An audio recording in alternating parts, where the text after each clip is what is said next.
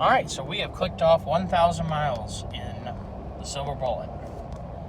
And it's about time I give a 1,000 mile review. So welcome everyone. I've had the truck for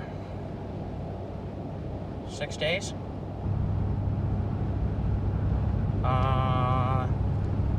Yeah, 6 days. I've had the truck 6 days. And 1,000 miles. Though it's not that I was driving every day a lot, but 148 miles since I last filled up. It appears to be showing that I'm getting 14.4, which is pretty good. Your most damaging difference, or most annoying difference in fuel economy, is definitely under load. Empty, it's not that far off. You know, it's not, you're talking 3 to 4 miles a gallon off of what my truck was getting on average. And when you're towing, you're getting quite a bit less than 3 to 4. And that's okay. That's not a problem. This is a very willing powertrain. The first gear is extremely low, and it makes it with the torque this engine makes, which is awesome.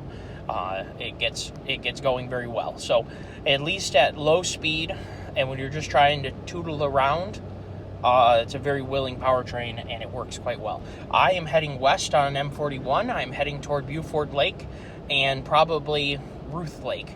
I'm going to go cast a line into both of those and see if we can pull up any fish. I am a terrible fisherman, but yet I enjoy going fishing. So we're going to see if there's any chance that I might be able to have a camp fish.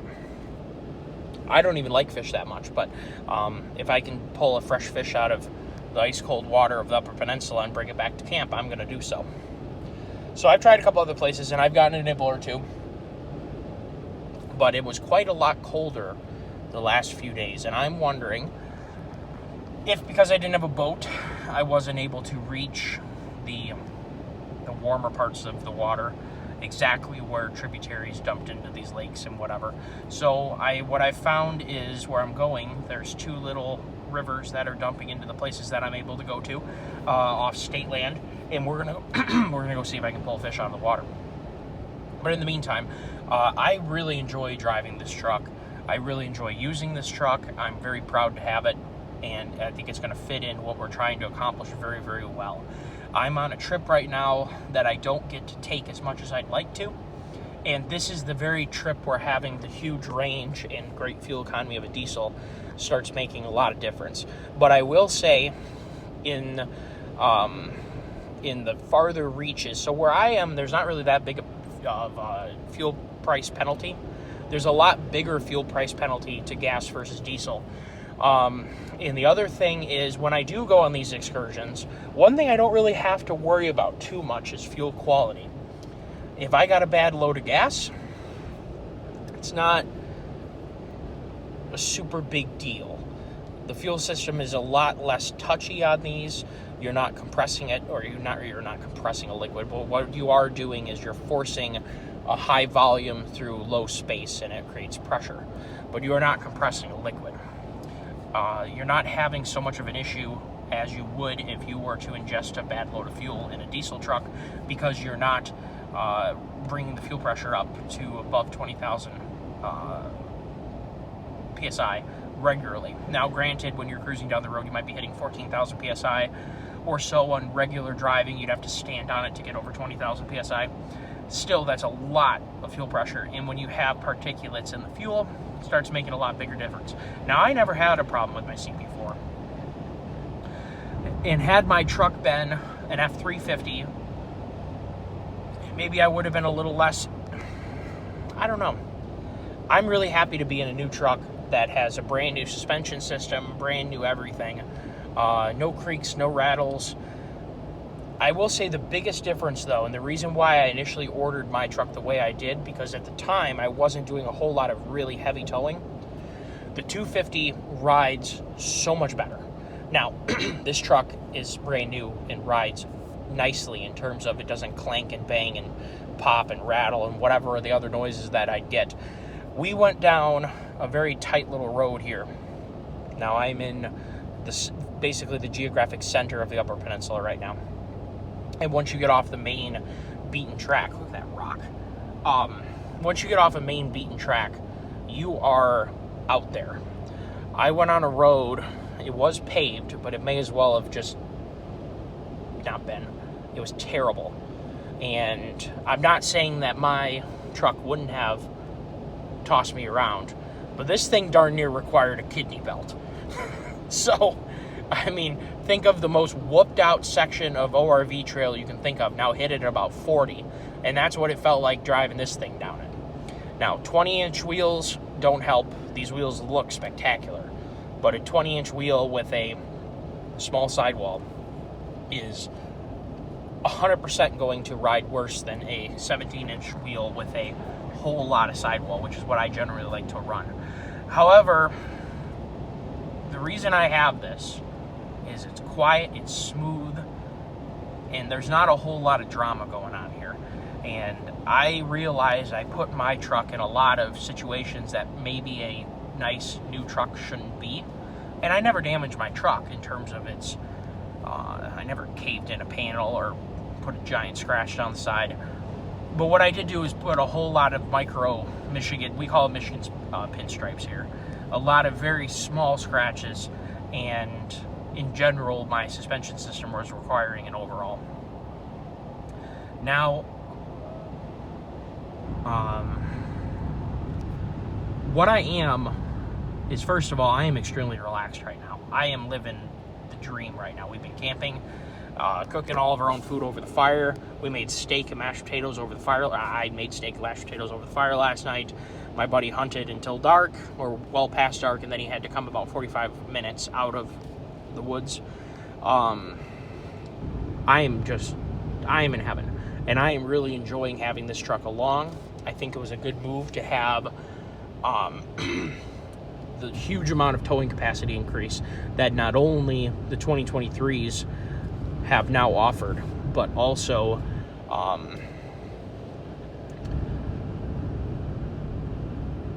the quietness of this truck.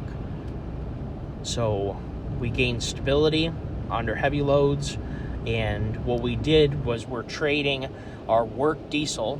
The F450 is going to be replacing my truck, so we're trading one truck for two trucks basically. And this is a very much a stripped out model, and I really, really like it. I've had no problems getting used to this at all. Now, the one thing I will say is using CarPlay and pretending that's as good as having onboard navigation. It's not. The onboard navigation is much smoother, much easier to pan through. It's just much easier to use. So I would say, in terms of the things that I do miss, would be having onboard nav, as in that thing not requiring to be hooked up to a phone, as well as I do miss the side key, the keypad on the side of the truck. I use that a lot. I do like going back to a regular key. Can you guys see it? Regular key. I'm definitely okay with that. That has definitely made me pretty happy. So we went into a much, much more realistic truck in terms of it's just simple. I love it. A lot less things to worry about, and I'm very much looking forward to having my F450 come. Now, what comes of the strikes and whatever, I don't know, which was why I kind of moved forward with getting my truck traded in, and so there wasn't a whole nother model year produced that was depreciating my 2019, and I really think it was the right move, and I just really like this truck. We're getting good fuel range. As you can see, we're showing 316 miles. Now we're empty, and we've used a quarter tank of fuel, which I think is very good for a gas truck. This thing is definitely, I cut my teeth for a lot of years with my Excursion with 44 gallons of fuel and getting about 12 and still getting a huge amount of range, and I got really used to that. Though at the same time, when you can do a similar or better with 34 gallons, I think was what my 2019 had, about 32 gallons of usable fuel, 31 was usually a full tank down to the red light. That, is obviously a step up. But at the same time, we are not lacking too hard on fuel range. This powertrain works really, really nicely. Definitely no problems there. I tend to be the slower guy around here. All these locals are doing 70. get around here. So I am just happy as a peach right now. It's super easy to deal with. I do miss my step bars. I did order Tremor step bars for this truck. That is one thing. It's a hike up to this truck, and I'm happy about that. One of the things I didn't like when 2020 rolled around was they made the truck shorter. Now, I'm not sure if it's because this truck is an XL work truck plus an F350 that it sits up really tall. I love the way this truck sits. Definitely, it's nice to have step bars. I can hop right up in here without that big of a problem, but at the same time, it is nice to have the extra little step. It sure saves, working too hard at it. And after a long day of doing stuff or hiking around or whatever, I've done quite a bit of hiking and I've really had a gem of a time. So hopefully you guys are having a little bit of fun. We're exploring somewhere that we're not quite to the end of Lake Michigamme yet. It's just a huge lake. And in this place, if you guys haven't been to the Lake Michigamme area, Champion, Republic, General area, this place it's just incredible. But I think this truck fits in really well up north. Definitely notice the step between 1 and 2 is a huge step ratio-wise. So when it goes from first to second at part throttle, it can be a little bit I like hard shift, but what this really is a big step between ratios. This Trans definitely has some different steps, you might call it. It's a lot closer ratio when you're between 4 and 7. Those steps are a lot closer ratio, and you can really feel first, second, third. There's some big steps in there. So that's, I guess, one little takeaway. The rear axle, this is the first year for the Sterling 11.6, and I like it. It works fine. It's a huge axle. It looks great. I mean, it looks mean. It does clunk a little bit in and out of gear. There seems to be a little bit of lash back there. Not that that's a bad thing. When parts get bigger by nature, when you have an 11.6-inch ring gear, you're going to have more. The teeth are wider, therefore the lash becomes larger if you want. So the clunk here and there I'll probably get used to it. Hopefully this rear axle holds up. It is the first year, as far as I know, for the Sterling 11.6. So I'm sort of guinea pigging at least one thing. And this truck does have the extra 10 foot-pounds of torque that the 7.3 now has, and I don't know what the other one felt like, but this feels quite good. I can't say enough about the way that this truck drives. I do have my Banks Data Monster on here, and I would like to figure out how to get transmission temp. There's very limited amount of data points showing on here, and I don't know if I need to update it. All I did was unplug it from my old truck and plug it into here. Obviously, the Derringer doesn't work with the new truck, obviously, because it's not the same engine.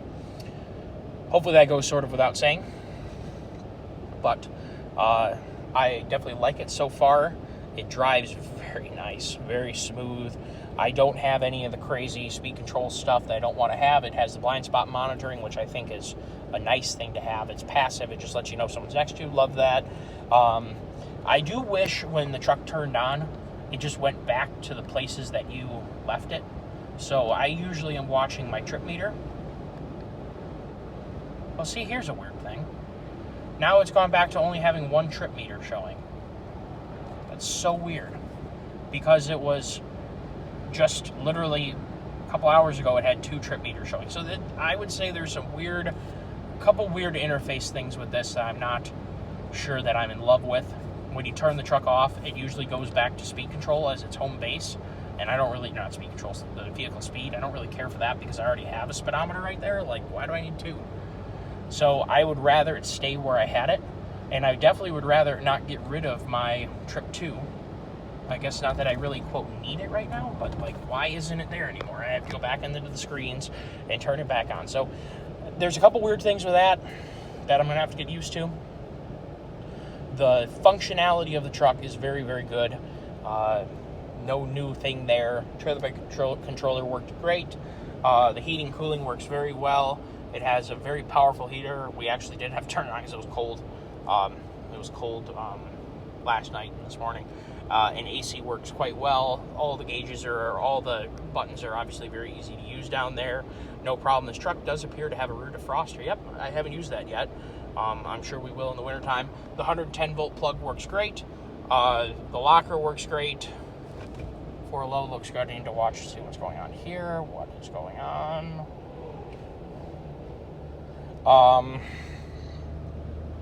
There's a gentleman changing tire on the side of the road. So, all in all, I think for the first 1,000, it's not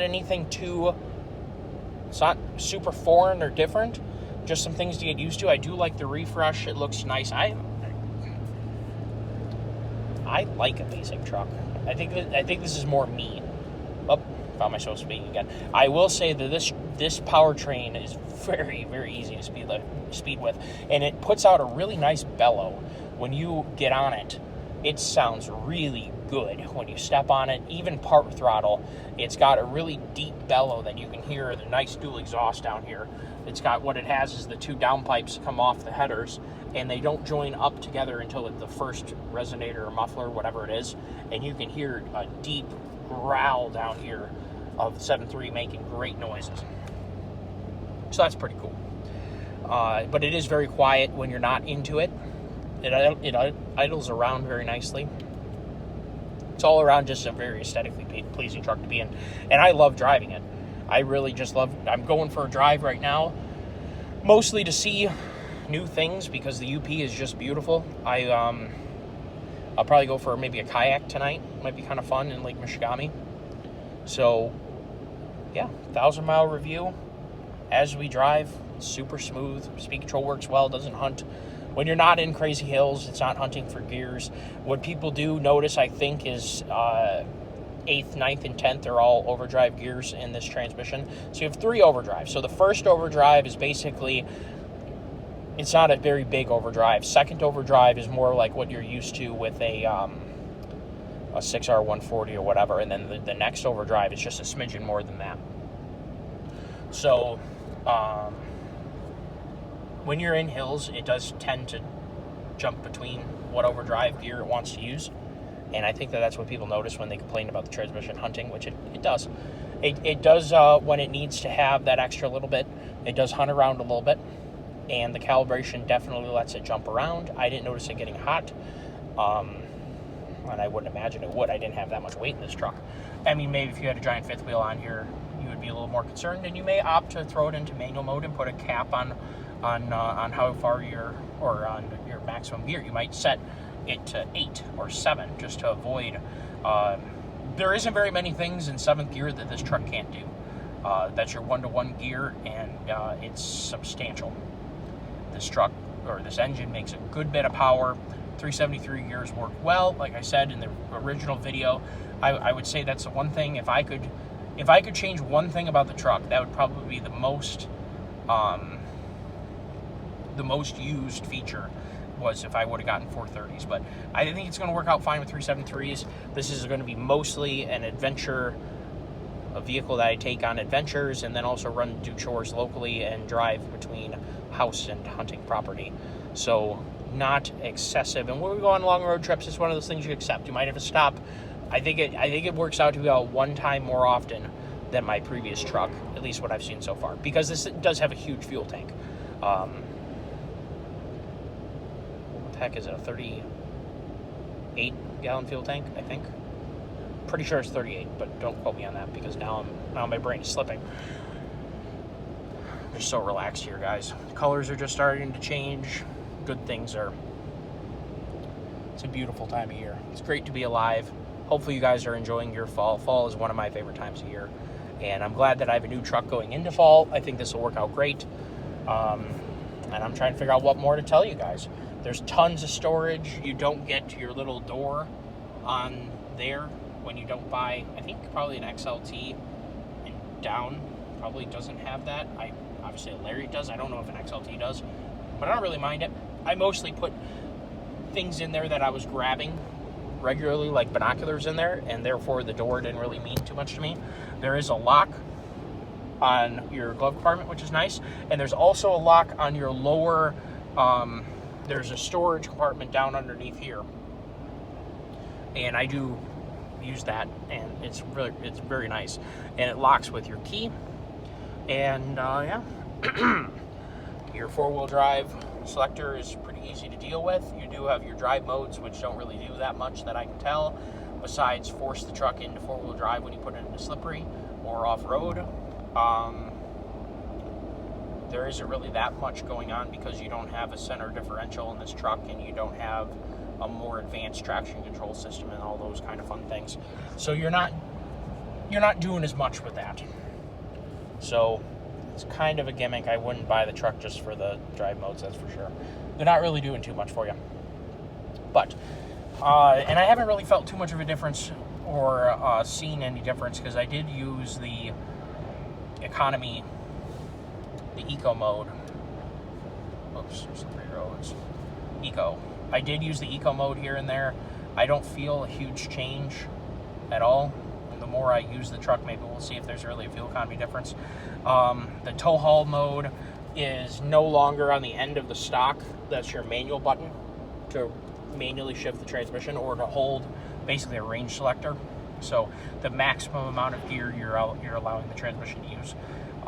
You can shift it manually, or you can just knock it down to where, let's just say you want it to only use 8th and down and not 9th and 10th. You lock on 9th and 10th.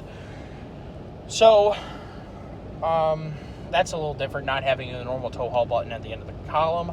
So you're just using, that's mostly your drive mode switch. I think your most utility there is going to be throwing it into, and when you put it into off-road mode, it automatically, from what I can tell, forces you into 4 low. So I'm not really sure that you really shouldn't be in 4 low unless you're pulling something or you're really crawling. I mean, if you're in sand and mud, you shouldn't be in 4 low, you should be in 4 high. So I'm not really sure what that, I don't like being forced into things. It'd be nice if off-road mode just killed all the traction control, period, and you could use it in 2-wheel drive, 4-wheel drive, and 4 low. That'd be ideal if it just straight up killed all the traction control, because when you're off-road, the last thing you want to have is traction control, because it will bury you. It'll get you stuck, and that's no good. So on-road, you can tell this thing is very quiet, very smooth, drives great. I think this is where we want to go, up Parent Lake. Well, why don't we go check this out? This wasn't where I was going, but I'll stop at a couple different places. All right, guys, we'll talk to you later. I'm going to go see if I can go fishing.